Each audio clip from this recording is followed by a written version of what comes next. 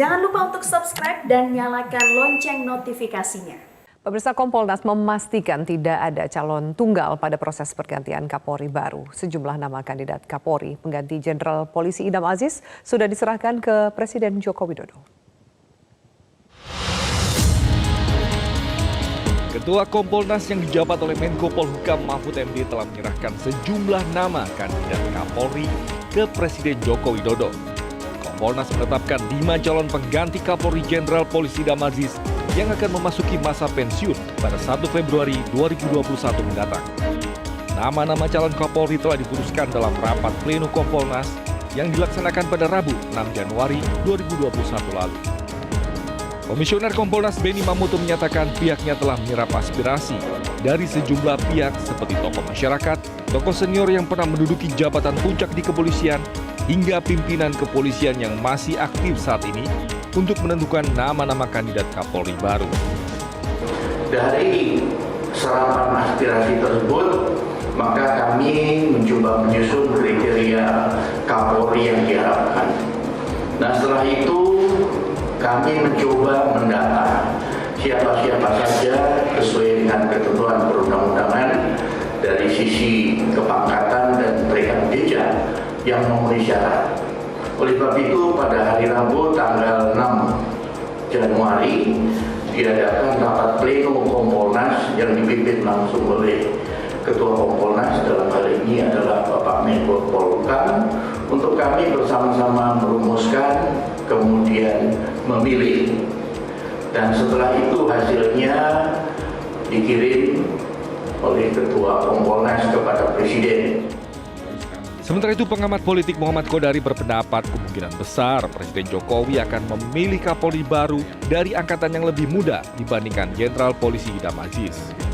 Kita tahu bahwa secara normatif syarat untuk bisa menjadi Kapolri itu harus bintang 3. Nah, ada banyak bintang 3 pada saat ini di berbagai institusi, baik di dalam Polri maupun di luar, tetapi pada umumnya itu angkatan 88 sama dengan Kapolri sekarang dan sama dengan Wakapolri Pak Gatot Edi, dan saya melihat dengan alasan bahwa ini perlu regenerasi tadi, maka kemudian kecenderungannya adalah untuk Kapolri berikutnya dari angkatan yang lebih muda. Nantinya, nama-nama calon Kapolri yang diajukan Kompolnas ke Presiden Jokowi akan segera dikirim ke DPR.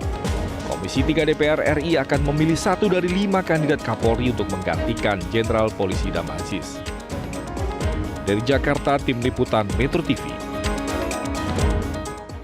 Lalu bagaimana dinamika selama proses pembahasan kandidat Kapolri baru yang akan menggantikan Jenderal Polisi Idam Aziz? Untuk membahasnya lebih lanjut bergabung bersama kami Komisioner Kompolnas Albertus Wahyu Rudanto. Mas Wahyu, selamat sore. Selamat sore, Mbak Afi. Ya, kita tahu bahwa Kapolri Jenderal Polisi Idam Aziz akan pensiun di bulan ini. Proses pemilihannya dari segi waktu dan juga mekanismenya seperti apa setelah Kompolnas memberikan nama kepada Presiden? Jadi kalau bisa cerita sedikit, Mbak Afi, pembahasan calon Kapolri sudah kita bahas sejak bulan November. Karena kita tahu bahwa bulan Januari ini Pak Idam Aziz pensiun. Tapi kita kan belum tahu itu apakah akan diperpanjang atau tidak. Hanya Kompolnas karena sesuai undang-undang punya kewajiban untuk memberikan pertimbangan kepada Presiden, itu ada di pasal 38 Undang-Undang 2002, maka kami mulai bekerja. Salah satunya yang kami lakukan melakukan menyerap aspirasi dengan FPD. 3 kali kami FPD, yang pertama dengan internal Polri, yaitu dengan para perwira angkatan 89 sampai 95. Kemudian hari lain kami FGD dengan publik, yaitu dengan akademisi, LSM, media, kemudian kalangan tokoh masyarakat. Lalu hari ketiga kami juga FGD sendiri dengan para purnawirawan, dengan kerjasama dengan PP Polri, dengan mantan Kapolri dan Wakapolri. Mengapa 3 ini kita pisah? Agar semuanya bisa mengeluarkan aspirasinya dengan bebas tanpa ada tekanan. Setelah itu kita godok di rapat internal, kemudian dari 13 nama, lalu terakhir perkembangan kan ada bintang 3 baru, yaitu Kepala BNN. Kita godok, berdebat dengan kriteria yang ada sesuai undang-undang, yaitu adanya jenjang karier dan jenjang kepangkatan. Kemudian diperas lagi sampai muncullah nama ini yang sebetulnya biasanya rahasia, Mbak Afi, tapi karena Ketua Kompolnas kali ini egaliter, oleh Pak Mahfud sudah dibuka lewat Twitter resminya beliau, ya ceritanya gitu ya. Adakah sudah ada bocoran atau isyarat dari Presiden setelah menerima nama-nama yang diberikan oleh Kompolnas, Mas Wahyu? Sampai detik ini belum. Karena biasanya Presiden hanya mengirim ke DPR satu nama. Karena di dalam undang-undang disebutkan di pasal 11 itu bahwa Kapolri itu diangkat dan diberhentikan oleh Presiden dengan persetujuan DPR. Lalu ada penjelasannya disebutkan bahwa pengangkatan dan pemerintahan itu sesuai dengan ketentuan yang berlaku di lingkungan DPR. Jadi mekanismenya di DPR itu kewenangannya DPR, mekanisme pengajuannya ini kewenangan dari Kapolri. Kapolri melakukan pengiriman berdasarkan nama-nama dari Kompolnas. Tentu Kapolri juga, Presiden ke DPR. Tentu Presiden juga mempunyai sumber lain. Hanya secara normatif memang surat dari Kompolnas. Dan kami yakin pasti Presiden juga punya sumber lain untuk pertimbangan ini, Mbak Avinia. Oke, tadi ada pengamat politik yang mengatakan bahwa kemungkinan besar Presiden akan memilih Kapolri yang berasal dari angkatan yang lebih muda, seperti itu. Tanggapan dari Kompolnas sendiri seperti apa, mengingat kebutuhan dari institusi kepolisian sendiri?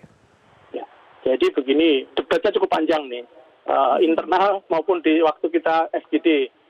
Pro kontra antara junior, senior, dan sebagainya. Tetapi patokan kita setidak-tidaknya Kapolri nanti harus 2 tahun, setidak-tidaknya. Kemudian setelah itu kita juga punya pertimbangan, selain pangkat dan jenjang karier tadi, kita pertimbangkan tantangan kita sekarang ini apa. Maka kan kita ini sekarang eranya era digital, dan Polri sekarang ini mempunyai tugas tambahan, Mbak Afi. Bukan hanya 3 tugas pokok, juga menangani COVID, juga menangani kelangkaan beras dan sebagainya. Artinya problemnya sekian banyak karena tugas polisi sekarang ini bukan hanya sekedar menegakkan hukum, tapi yang utama adalah bagaimana membangun peradaban.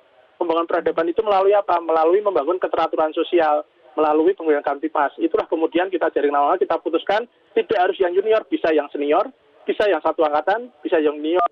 Itulah kemudian muncul variasi angkatan di dalam pengajuan kita. Ya. Suara dari internal Polri sendiri yang bisa dirangkum dalam FGD yang dilakukan oleh Kompolnas, inginnya seperti apa? Mereka ingin ada 2 hal yang harus bisa dicapai oleh Kapolri. Pertama, soliditas internal. Soliditas internal itu terkait dengan bagaimana Kapolri ini mampu membangun kekompakan internal. Karena entah nanti angkatan berapa, yang penting mampu membangun itu melalui merit system pengangkatan sehingga tidak muncul kegaduhan-kegaduhan, tidak munculnya faksi-faksi. Yang kedua, mampu menunjukkan kepada publik bahwa polisi ini legitimate.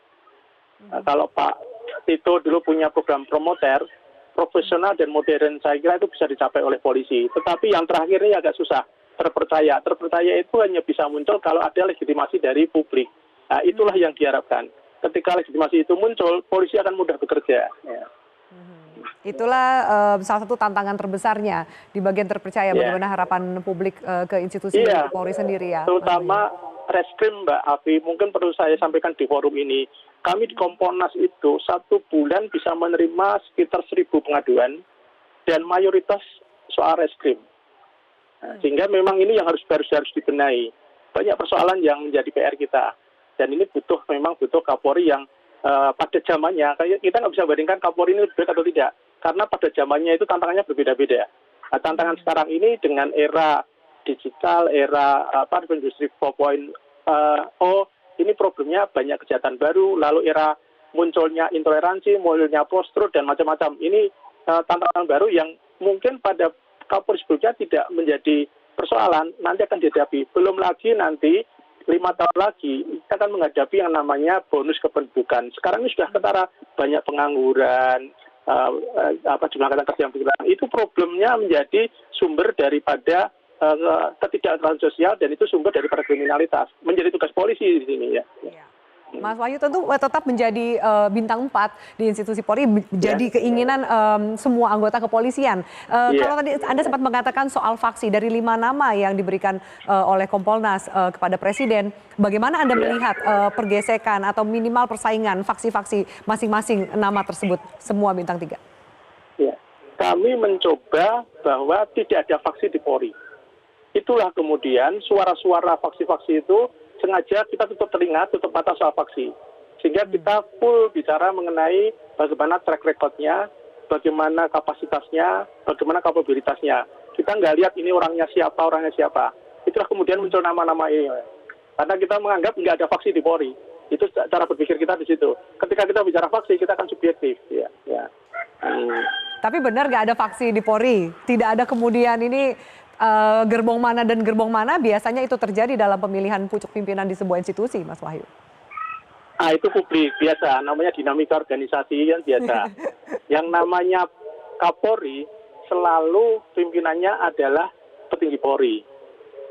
Mungkin instansi lain ada kejaksaan misalkan. Jaksa Agung kan belum tentu dari jaksa aktif. Tapi kalau Polri pasti dari polisi aktif.